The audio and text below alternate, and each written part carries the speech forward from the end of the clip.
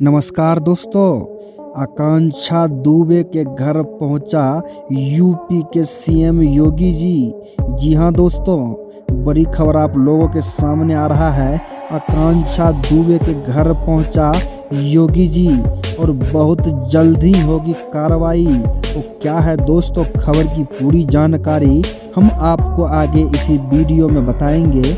इससे पहले दोस्तों, अगर आप मेरे इस चैनल पे नए हैं तो मेरे इस चैनल को सब्सक्राइब और वीडियो को लाइक ज़रूर कर दें। दोस्तों, आप लोग बेसब्री से इंतज़ार कर रहे थे कि आकांक्षा दुबे के घर अभी तक योगी जी क्यों नहीं पहुंचे हैं और योगी जी इस पर एक्शन क्यों नहीं ले रहे हैं। लेकिन दोस्तों, आप लोगों का इंतज़ार खत्म हो चुका है। आकांक्षा दुबे के घर योगी जी तो नहीं पहुंचे, लेकिन योगी जी इस पर भरपूर एक्शन ले लिया है।